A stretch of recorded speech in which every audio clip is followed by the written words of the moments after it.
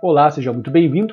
Você já deve ter visto aquelas imagens que retratam revistas a que são submetidos os familiares dos presos no momento em que eles adentram nas unidades prisionais. Vocês sabem que muitas dessas revistas são extremamente vexatórias e por isso que uma questão da Defensoria Pública abordou esse tema equacionando com os princípios do direito penal. Este é o estudo de hoje. Antes de passarmos essas considerações, quero convidá-lo desde já a se inscrever no canal e ativar as notificações, porque isso ajuda muito o meu trabalho. E também porque daí você não fica de fora de nenhum dos nossos lançamentos. Inscreva-se agora, ative as notificações e vamos ao estudo de hoje. Em que pese a questão constar em um concurso de 2014, este tema ainda é extremamente atual. E eu gostei muito dessa questão porque ela foge ao modelo tradicional das questões de prova. Veja que estilo de questão interessante. A terrível humilhação por que passam familiares de presos ao visitarem seus parentes encarcerados consiste na obrigação de ficarem nus, de agacharem diante de espelhos e mostrarem seus órgãos genitais para agentes públicos. A maioria que sofre esses procedimentos é de mães, esposas e filhos dos presos. Até mesmo idosos, crianças e bebês são submetidos ao vexame. É princípios do direito penal que a pena não ultrapasse a pessoa do condenado. José Carlos Dias, O Fim das Revistas Vexatórias, reportagem do artigo do jornal Folha de São Paulo, publicado em 25 de julho de 2014. E com base no trecho dessa reportagem, nós temos a pergunta. Além da ideia da dignidade humana, por este trecho, o inconformismo do autor, recentemente publicado na imprensa brasileira, sustenta-se mais diretamente também no postulado constitucional e aí nós encontramos os princípios importantes do direito penal, lembrando que alguns alunos acabam negligenciando os princípios, mas eu quero dizer para você que eles são especialmente importantes porque constituem o baldrame axiológico do direito penal, a estrutura, os alicerces do direito penal. E não é só no direito penal não, viu? Eu quero recomendar que você estude com cuidado os princípios em todas as disciplinas. Como professor, eu já antecipo que os alunos não dão muita bola, mas é um assunto extremamente importante. Não é algo teórico, é algo extremamente prático. Veja que interessante. Então, essa situação aqui, primeiro, ela diz respeito ao princípio da individualização da pena? A afirmação está incorreta. O princípio da individualização ele é muito importante e estabelece que cada um, ao momento que será condenado, tem direito à sua pena individualizada. E, inclusive, em razão desse princípio, nós temos um processo de progressiva individualização da pena que se verifica em 3 fases. Primeira fase, fase legal, quando cada tipo penal já traz uma pena em abstrato específica para cada crime. Segunda fase, fase judicial, quando o juiz, na sentença, de acordo com o cálculo da dosímetria da pena, estabelece uma pena específica para cada um. Mesmo numa hipótese de coautoria, cada um terá direito à sua pena específica. E nós temos uma terceira etapa, uma terceira fase, que é a fase administrativa, onde durante a execução da pena, a depender do comportamento do condenado, você tem ali a concessão de certos benefícios ou até certas sanções. Então, não é o princípio da individualização da pena. Na sequência, temos outro importante princípio, o princípio da fragmentariedade. O que você diz? Tem relação com este assunto?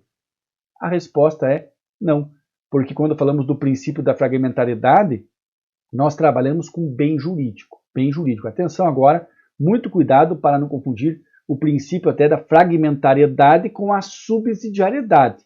Lembre-se que o direito penal ele está voltado para a proteção dos bens jurídicos. Esta é a função do direito penal. Cuidado, a função não é punir.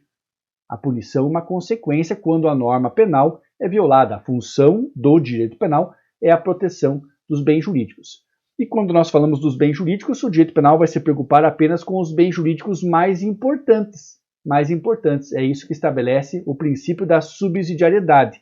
E na sequência, o princípio da fragmentariedade delimita ainda mais a esfera de alcance, a área de atuação do direito penal, porque fala que mesmo com relação a esses bens jurídicos mais importantes, o direito penal deve se preocupar apenas com as formas mais graves de lesão. Isso é fragmentariedade, a resposta está incorreta. Veja que o patrimônio ele é tutelado pelo direito penal e por outros ramos do direito, como o direito civil. Mas as formas mais graves de lesão ao patrimônio, que são os crimes contra o patrimônio, é que estão então abarcadas pelo direito penal. Atenção, fragmentariedade, cuidado já para não confundir com subsidiariedade. Na sequência, princípio da pessoalidade da pena. O que você me diz? Princípio da pessoalidade, também chamado por alguns autores de princípio da personalidade da pena. A resposta está correta.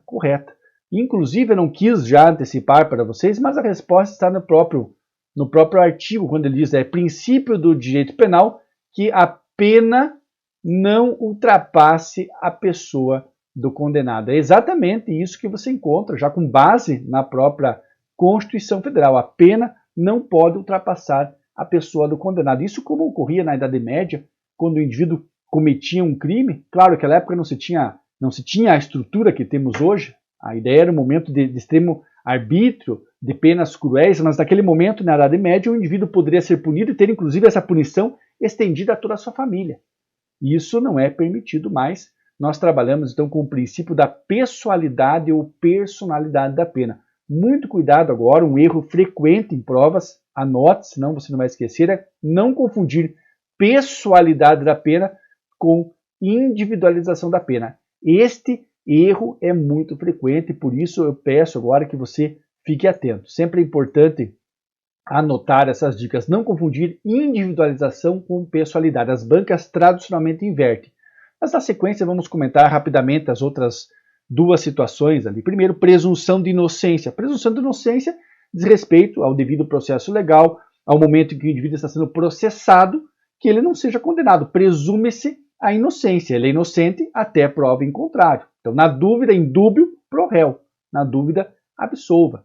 Claro, na sequência, legalidade é um importante princípio, mas não tem relação com esse assunto. Quando falamos em legalidade aqui, nós sabemos que já no artigo 1º do Código Penal, e com base também no artigo 5º da Constituição, se estabelece que a lei é responsável por definir os crimes e as respectivas penas. Crimes e penas previstos em lei, princípio da legalidade. Veja que bom, pessoal, conseguimos em alguns minutos revisar importantes princípios do direito penal. E no que diz respeito às revistas, nós sabemos que gradativamente os estabelecimentos estão substituindo as revistas vexatórias, onde as pessoas precisavam se expor perante os agentes públicos, pela chamada revista humanizada, onde vários avanços tecnológicos permitem que se identifique se as mulheres estão levando objetos consigo ou dentro do seu próprio corpo de outra forma.